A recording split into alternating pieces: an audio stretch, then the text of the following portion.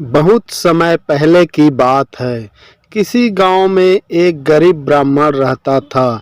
एक दिन उस ब्राह्मण के घर कुछ अतिथि आए। ब्राह्मण की स्थिति इतनी खराब थी कि उन अतिथियों को खिलाने के लिए घर में अनाज तक नहीं था। इस स्थिति को लेकर ही ब्राह्मण और उसकी पत्नी के बीच थोड़ी कहासुनी होने लगती है।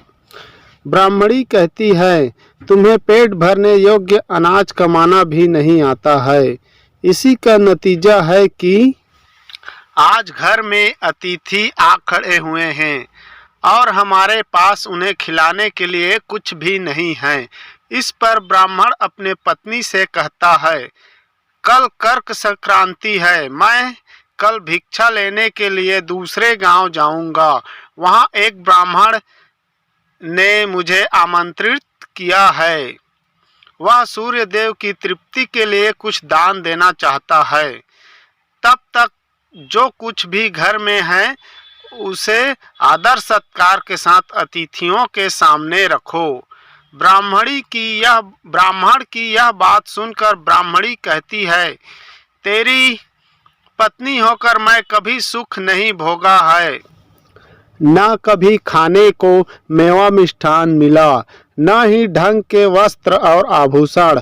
आज तू कह रहा है कि जो भी घर में पड़ा है वो अतिथियों के समक्ष रख दो। जब कुछ है ही नहीं तो मैं उनके सामने क्या रख दूं? पड़े हैं तो बस एक मुट्ठी तिल। तो क्या अतिथियों के सामने सूखे तिल रखना अच्छा लगेगा? पत्नी की यह बात सुनकर ब्राह्मण कहता है, ब्राह्मणी, तुझे ऐसा बिल्कुल भी नहीं कहना चाहिए। कारण यह है कि इच्छा के अनुसार किसी भी मनुष्य को धन की प्राप्ति नहीं होती है। जरूरी है तो पेट भरना, और पेट भरने योग्य अनाज तो मैं ले ही आता हूँ। अधिक धन की चाहत अच्छी नहीं है। ऐसी इच्छा का तुम्हें त्याग कर देना चाहिए।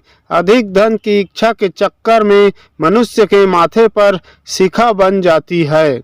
माथे पर शिखा वाली बात सुन ब्राह्मणी बड़े ही आश्चर्य से ब्राह्मण से पूछती है, अधिक धन की इच्छा में माथे पर शिखा हो जाती है? मैं कुछ समझा नहीं। जो भी कहना है खुलकर कहिए। ब्राह्मणी की इस सवाल का जवाब देने के लिए ब्राह्मण अपनी पत्नी को शिकारी और गीदड़ की एक कहानी सुनाता है। ब्राह्मण कथा की शुरुआत करता है। एक दिन एक शिकारी जंगल में शिकार की खोज कर रहा था। जंगल में कुछ दूर आगे बढ़ने के बाद शिकारी को एक काले रंग का पहाड़ जैसा विशाल सूअर दिखाई देता है। सूअर को देखते ही शिकारी अपना धनुष उठा लेता है और कमान खींचते हुए सूअर पर निशाना लगा देता है। कमान से निकला हुआ तीर तीव्र गति से सूअर को घायल कर देता है। घायल होने पर सूअर चिंघाड़ता हुआ शिकारी पर पलटवार कर देता है। सूअर के तीखे दांतों से शिकारी का पेट फट जाता है। इस तरह शिकार और शिकारी दोनों का ही अंत हो जाता है। इसी बीच खाने की तलाश में भटकता हुआ एक भूखा गीदड़ वहां से होकर गुजरता है, जहां शिकारी और सूअर का शव पड़ा हुआ होता है। बिना मेहनत इतना सारा भोजन देख गीदड़ का मन ही मन बहुत खुश होता है और मन ही मन सोचता है कि आज तो ईश्वर की बड़ी कृपा हुआ, जो इतना अच्छा और अधिक भोजन एक साथ मिला है। मैं इसे धीरे धीरे और आराम से खाऊंगा ताकि लंबे समय तक मैं इसे उपयोग में लाऊंगा। इस तरह मैं इस भोजन के साथ लंबे समय तक अपनी भूख को शांत रख पाऊंगा। इन सभी बातों पर विचार करते हुए गिदड़ सबसे पहले छोटी छोटी चीज़ों को खाना शुरू करता है। तभी उसे शिकारी के मृत शरीर के पास धनुष पड़ा दिखता है।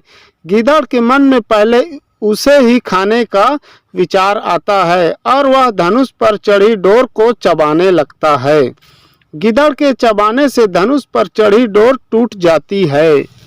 और डोर के टूटने से धनुष का एक सिरा वेग के साथ गिद्धड़ के माथे को भेदता हुआ ऊपर निकल जाता है।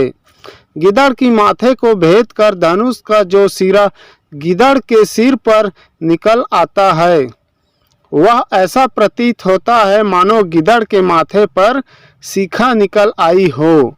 घायल होने के कारण कुछ देर बाद गिद्धड़ की मौत हो जाती है।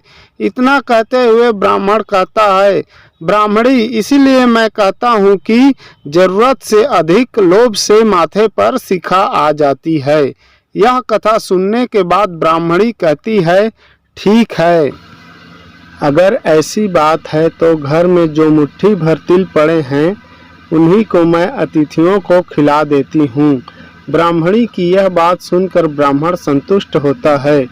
यह कथा सुनाने के बाद ब्राह्मण कहता है, ठीक है, और भिक्षा मांगने के लिए घर से बाहर निकल जाता है। वहीं ब्राह्मणी भी घर में पड़े तिल को धूप में सुखाने के लिए फैला देती है। तभी कहीं से एक कुत्ता आ जाता है और उन साफ तिलों पर पेशाब कर देता है, जिससे सभी तिल खराब हो जाते हैं। तिल के खराब हो जाने पर ब्राह्मणी काफ़ी परेशान हो जाती है और सोचती है, यही तो तिल थे जिन्हें पकाकर मैं अतिथियों को खिला सकती थी। अब मैं क्या करूं? काफ़ी देर सोचने के बाद ब्राह्मणी को एक तरकीब सूझा।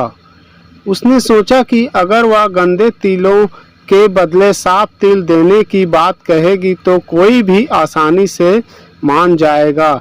साथ ही किसी को भी इन तिलों के खराब होने की बात पता नहीं चलेगी। इस विचार के साथ वह उन तिलों को लेकर घर घर घूमने लगी। ब्राह्मणी की यह बात सुनकर एक महिला वह तिल लेने के लिए तैयार हो गई, लेकिन उस महिला का पुत्र अर्थशास्त्र पढ़ा हुआ था। उसने अपनी माँ से कहा कि इन तिलों में जरूर कोई न कोई खोट होगी, वरना कौन साफ सुथरे तिलों को गंदे तिलों के बदले देने के लिए तैयार होगा। पुत्र की यह बात सुनकर महिला ने ब्राह्मणी के तिलों को लेने से मना कर दिया। कहानी से सीख, हमारे पास जो भी होता है हमें उसी में खुशी सुखी रहना चाहिए। किसी के पास ज़्यादा चीज़ देखकर दुखी नहीं होना चाहिए। अगर हमारा वीडियो अच्छा लगे तो प्लीज़ लाइक और सब्सक्राइब करना ना भूलें। धन्यवाद।